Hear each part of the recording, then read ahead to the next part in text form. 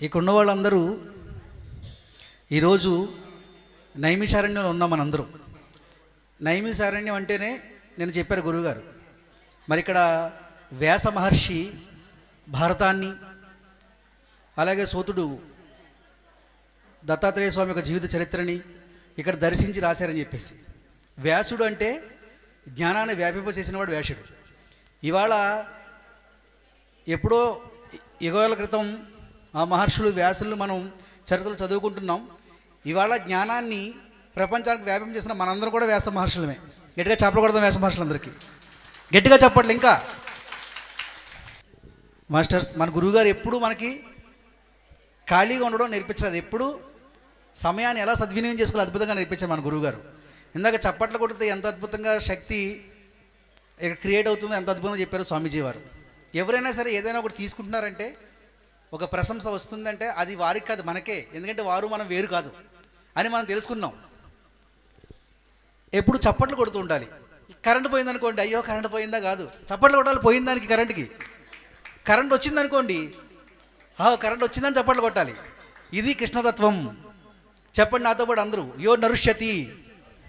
గట్టిగా చెప్పండి, యో నరుష్యతి. సౌండ్ స్లోగా వస్తుంది. యో నరుష్యతి. మనం పిఎస్ఎస్ఎంలో ఏ ప్రోగ్రాం చేసినా అక్కడ మనందరం ఏం చేస్తాం, నేర్చుకోవడానికి వస్తాం. అవునా కదా? Yes sir, no masters. దేనికోసం వస్తామండి? దేనికోసం వస్తామండి?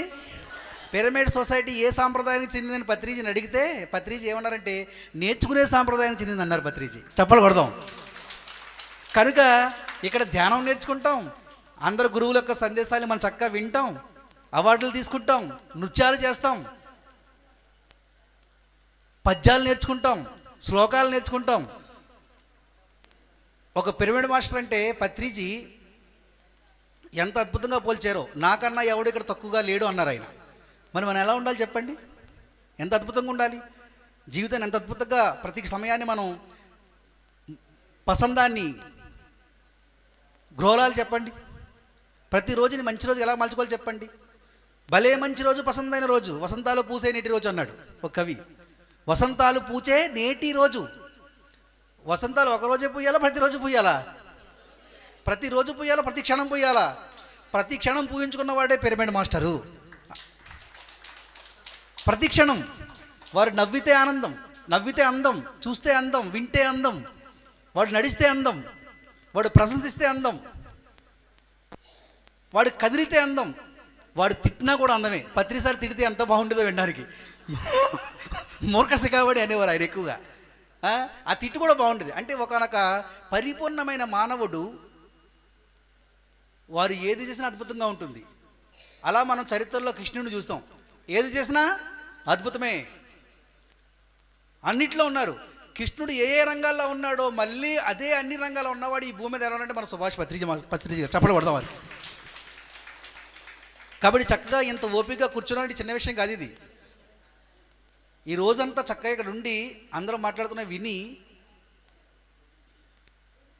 ఉన్నారంటే ఎంత సహనానికి ప్రతీక ఇది చెప్పండి. ఎంత పరీక్ష మనకి.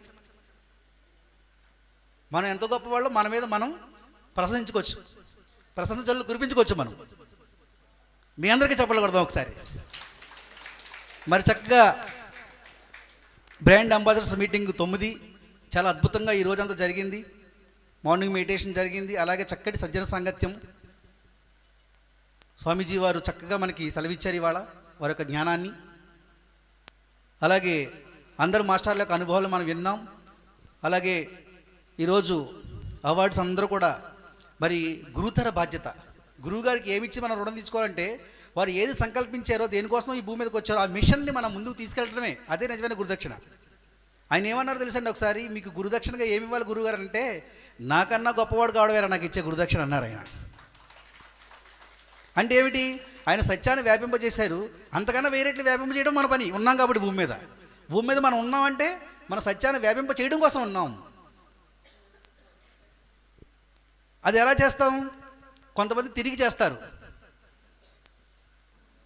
కొంతమంది మాట్లాడుతూ చేస్తారు, కొంతమంది ఇంకో ఎలాంటి మన చక్కటి పిఎంసి ఛానల్ ఉంది ప్రపంచం అంతా వెళ్ళడానికి, ఇంట్లో కూర్చొని చేస్తారు వంట చేస్తూ.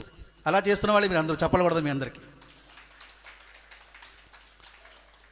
కాబట్టి మనం ఏం చేస్తున్నా, ఏ చక్కటి కార్యక్రమం ప్రారంభిస్తున్నా మనం ధ్యానంతో మొదలుపెట్టుకుంటాం. అలాగే ఏది మనం దాన్ని ఎండ్ చేస్తున్నా మళ్ళీ ఏం చేస్తాం? ధ్యానంతో. ఇది మనకు నేర్పించారు మన గురువు గారు.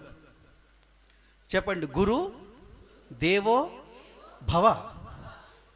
గురు దేవో భవ. దీన్ని పత్రిసారి ఏం మార్చారు తెలుసా అండి? గురు అనే పదం గురి అనే శబ్దం నుంచి పుట్టిందట, ధాతువు నుంచి పుట్టిందట. గురి దేవో భవ అన్నారు. గురి మీన్స్ శ్రద్ధ. అపారమైన శ్రద్ధ ఉంది మనకి దేని పట్ల? జ్ఞానాన్ని వ్యాపం చేయడం పట్ల. పిఎంసి ఛానల్ అనే మాధ్యమాన్ని, మీడియా మాధ్యమాన్ని ప్రపంచమంతా వ్యాపం చేయాలనే శ్రద్ధ అపారంగా ఉంది. కాబట్టే ఎక్కడెక్కడో పెడుతున్నా సరే మనందరూ అన్నీ విడిచిపెట్టి చక్కగా ఇక్కడికి వచ్చి ఈ యొక్క కార్యక్రమాలు మనం స్పెండ్ చేస్తున్నాం. అవునా కదా? ఎంత సంబరపడతారు గురువులు చెప్పండి. ఏ కార్యం కోసం అయితే మనం ప్రణాళిక ఈ భూమి మీద ఉందో ఆ ప్రణాళికని పరిపూర్ణంగా మనం నిర్వర్తిస్తున్నప్పుడు ఉండే ఆత్మ యొక్క ఆనందం అది అంతా ఎంతగా చెప్పలేము. అందుకోసమే ఎంత సమయమైనా సరే ఇక్కడ వెచ్చించి మనం ఉంటున్నాం. ఈరోజు ఆయన అన్నారు సమయం లేట్ అవుతుంది. లేట్ అయినా సరే మనకి ఏమనిపించదు. ఎందుకంటే లోపల ఆత్మ సంతృప్తి పొందుతుంది, ఆనందం పొందుతుంది. ఏదైతే వింటే మన ఆత్మ తరించిపోతుందో, ఏం చేస్తే మనం తరించిపోతామో ఆ పని ధ్యానం. ఏది వింటే తరించిపోతుందో అది ఆధ్యాత్మిక ప్రవచనం. ప్రతి వచనము పవిత్రమైతే, పరిశుద్ధమైతే అది ప్రవచనం అవుతుందట. అలాంటి చక్కటి ప్రవచనాలు మనం ఇక్కడ వింటున్నాం. ఇంతకన్నా గొప్పది ఇంకోటి ఉండదు జీవితంలో. ఎన్ని తెలుసుకున్నా, తెలుసుకోకపోయినా, ఏం సంపాదించకపోయినా మనిషి ఎప్పుడు కూడా నీతో వెంట వచ్చేది ఏమిటయ్యా అంటే జ్ఞానం అన్నాడు. జ్ఞానాన్ ముక్తి. నీ వెంటే వెన్నింటి తోడుగా వస్తుంది నీ జ్ఞానం. అలాంటి జ్ఞానాన్ని మనం సముపార్జన చేస్తున్నాం. ఎక్కడ? నేమిషారణ్యం లాంటి ప్రదేశంలో. ఎక్కడైతే కలి ప్రభావం ఉండదో ఆ ప్రదేశమే నేమిషారణ్యం అట. బ్రహ్మదేవుని అడిగారట, మునులు ఋషులు చక్కగా తపస్సు చేసుకోవడానికి మానవధారిగా ఉండి మేము తొందరగా మోక్షం పొందడానికి చక్కటి ప్రదేశం కావాలంటే బ్రహ్మదేవుడు చూపించిన ప్రదేశమే ఈ ప్రదేశం. ఒక దర్పాలన్నీ తీసుకొచ్చి ఒక చక్కటి ఒక బడ్డి తయారు చేస్తే దాని నుంచి ఆ నెయ్యి పడిందంట. ఇక్కడ నైమి, ఇది ఒక అరణ్యం. ఇది ఆ నెయ్యి పడింది కాబట్టి నైమిష అరణ్యం, దట్టమైన అరణ్యం ఇది. ఇక్కడ అన్ని చెట్లే కనిపిస్తూ ఉంటాయి. ఇక్కడ ఏం కనిపించవు. గుళ్ళు గోపురాలు కూడా పెద్ద ఏమి ఎక్కువగా ఏమీ లేవు. ఇక్కడ అన్ని చిన్న చిన్నగా ఉంటాయి, కానీ ఎక్కువ దట్టమైనటువంటి వృక్షాలు ఉన్నాయి ఇక్కడ. మీరు గమనించారో లేదో? అలాంటి అరణ్యంలో ఎంతోమంది మునులు తపస్సు చేసుకోవడానికి కావాల్సిన చక్కటి ప్లేస్ ఇది. కాబట్టి ఈ ప్లేస్లో మనం అందరం ఇక్కడికి వచ్చాం. ఇవాళ ఆ యొక్క కార్యక్రమాన్ని చక్కగా నిర్వర్తించుకున్నాం.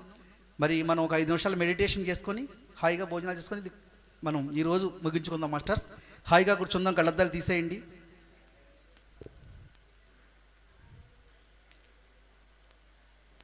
అన్నీ మర్చిపోదాం. మన మనసుని మనం పరిశీలన చేసుకుందాం ఒక 5 నిమిషాల పాటు. దైవమైన చూపలేడు మంచి గురువుని,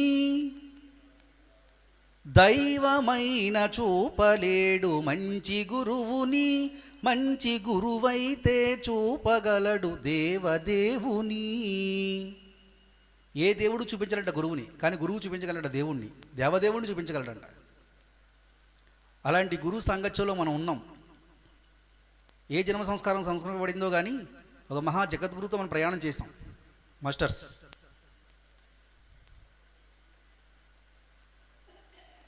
దైవమైన చూపలేడు మంచి గురువుని, మంచి గురువైతే చూపగలడు దేవదేవుని. గురు బ్రహ్మ, గురు విష్ణు, గురుదేవో మహేశ్వర.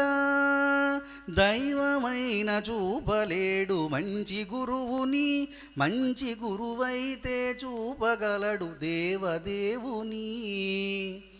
యుగాంతాల నిదుర నుండి దిగాంతాల వెలుగులోకి, యుగాంతాల నిదుర నుండి దిగాంతాల వెలుగులోకి చేయి పట్టి వెన్ను తట్టి, చేయి పట్టి వెన్ను తట్టి నడిపించే గురువుకు మా వందనాలు చందనాలు, వందనాలు చందనాలు, సుపరిమళ నందనాలు. దైవమైన చూపలేడు మంచి గురువుని, మంచి గురువైతే చూపగలడు దేవదేవుని. చదువులన్నీ ఇమడలేవు పుస్తకాలలో, విద్య దాగి ఉంది మానవుల మస్తకాలలో. మేధస్సుని తరచి తరచి మదిని పదును బెట్టు, మేధస్సుని తరచి తరచి మదిని పదును బెట్టు. గురు బ్రహ్మ గురు విష్ణు గురుదేవో మహేశ్వర. వేదాలను శోధించి వాక్కులలో చిక్కుదీసి, ఏవం వేద యోపమాయతనం వేద ఆయతనవా